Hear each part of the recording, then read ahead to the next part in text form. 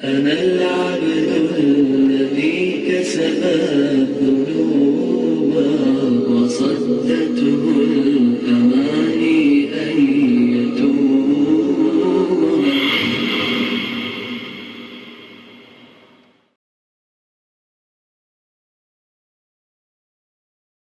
میں جناب محترم حضرت مولانا محمد شاہد صاحب مزاری امین عام جامعہ مظاہر علوم سہارنپور سے درخواست کرتا ہوں کہ اپنے تاثرات سے نوازنے کے لیے مائک پر تشریف لا کر ہمیں ممنون کرم فرمائیں. الحمد للہ وحدہ والصلاة والسلام علی من لا نبی بعدہ. اسٹیج پر بیٹھے ہوئے قابل احترام علماء، مشائخ اور عزیز طلباء اور علماء کرام، السلام علیکم ورحمۃ اللہ وبرکاتہ. یہ واقعہ ہے کہ میرے لیے اس سیمینار اور اس اجلاس میں شرکت باعث عز و شرف اور باعث سعادت ہے. میں واقعتاً اپنی سعادت سمجھ کر اس سیمینار میں حاضر ہوا. عرض مختصر سے انداز میں یہ کرنا ہے کہ بر صغیر کی اسلامی، دینی اور علمی اور ملی تاریخ میں اللہ نے چند ہی گھرانے ایسے پیدا فرمائے جنہوں نے محنت کا حق ادا کیا، جنہوں نے بھرپور قربانیاں دی اور جنہوں نے شب و روز تکلیفیں اور مصائب اٹھا کر اس امت کو صحیح راستہ بتلایا، اور جو اس کا فرض منصبی تھا اس پر اس امت کو لا کر ڈالا. چند ہی گھرانے ایسے. ان چند گھرانوں میں ایک گھرانہ جو ساری دنیا کے اندر شہرت یافتہ ہے اور ساری دنیا کے اندر نیک نامی پائے ہوئے ہے، حجت الاسلام حضرت مولانا محمد قاسم نانوتوی رحمۃ اللہ علیہ کا خاندان ہے.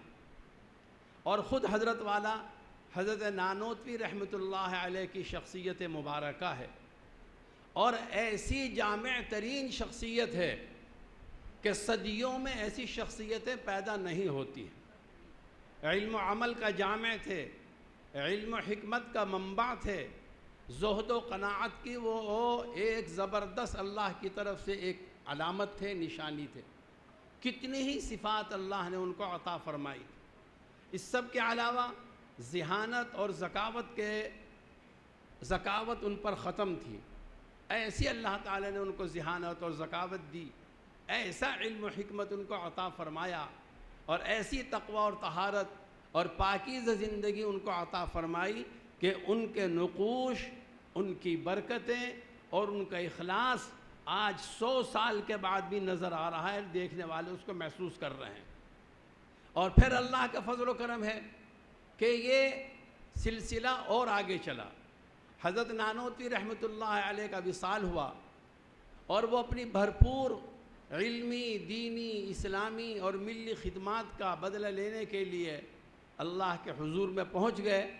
تو اس کے بعد ان کے جانشینوں کا اور ان کے اخلاف کا سلسلہ شروع ہوا، اور جو چلتے چلتے حضرت مولانا محمد سالم صاحب قاسمی رحمۃ اللہ علیہ تک پہنچا، اور پھر ان کے بعد ان کے جگر گوشہ حضرت مولانا سفیان صاحب تک آیا، اور ان کے بعد اب عزیز گرامی قدر و منزلت مولی شکیب سلمہ کا ایک بہترین نمونہ جد و جہد کا اور عملی قربانیوں کا اور علمی کاوشوں کا ہمارے سامنے موجود ہے.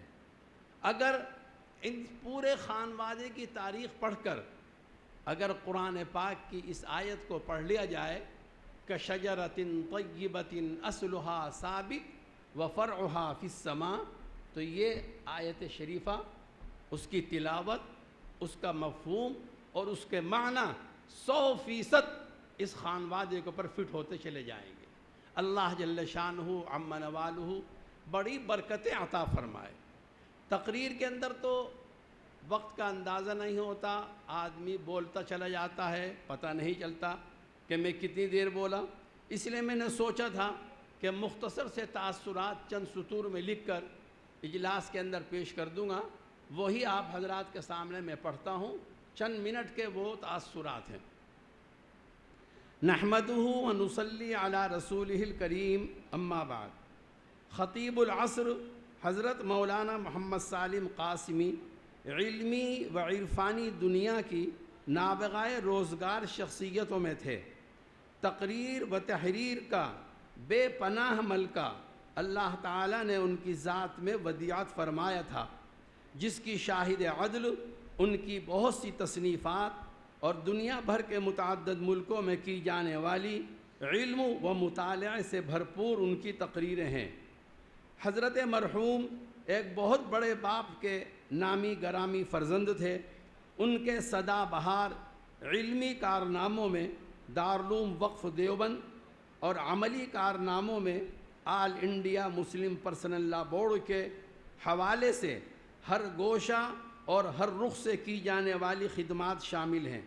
حضرت موصوف دارالعلوم وقف دیوبند کے نگران اعلیٰ ہونے کے ساتھ ساتھ پرسنل لا بورڈ کے نائب صدر بھی تھے۔ ایسی گوناگوں بلکہ ہمہ جہت صفات شخصیت کا سانحہ ارتحال، قوم اور ملت کی ضرورتوں پر نگاہ رکھنے والے اصحاب بصیرت کے لیے ایک تکلیف دہ المیہ سے کم نہیں ہے۔ بہت کم لوگوں کو یہ بات معلوم ہوگی کہ حضرت موصوف مرحوم کو مخدومنا شیخ الحدیث حضرت مولانا محمد زکریا مہاجر مدنی سے بھی اجازت حدیث شریف حاصل تھی، اور جو ان کو سرزمین مدینہ منورہ میں دی گئی تھی، اور آپ اس کا تفصیلی واقعہ بہت مزے لے کر سنایا کرتے تھے۔ خود حضرت مولانا سالم صاحب رحمۃ اللہ علیہ نے متعدد مرتبہ مجھ کو اجازت حدیث کا واقعہ خود اپنے گھر میں اپنے کمرے میں سنایا اور بڑے مزے لے کر سنایا۔ حضرت موصوف کے سانحہ وفات پر نہ جانے کتنے لوگوں کی زبانوں پر حقیقت سے لبریز یہ شعر آ گیا ہوگا: داغ ماں در ہجر یوسف کم ترس یعقوب نیست، داغ ماں در ہجر یوسف کم ترس یعقوب نیست، او پسر گم کردہ بودو ماں پدر گم کردہ ایم، او پسر گم کردہ بودو ماں پدر گم کردہ ایم۔ ایسے با کمال حضرات کا فیض اور فیضان ان کی وفات کے بعد بھی جاری رہتا ہے، اور اس کا سب سے بڑا ذریعہ ان کے حالات، ان کے افکار و نظریات اور ان کے خیالات کی تشہیر و اشاعت ہے۔ اور اسی ضمن میں آج کا یہ سیمینار بھی ہے۔ اللہ تعالی شانہ اس کو بے حد قبول فرمائے، مثمر ثمرات و برکات فرمائے، بار آور فرمائے۔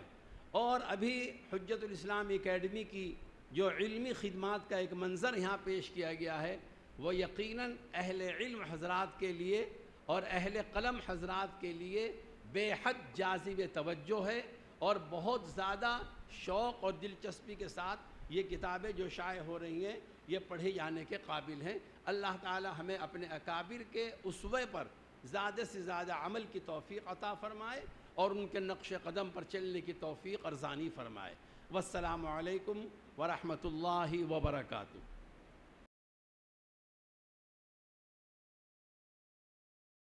أنا العبد الذي كسب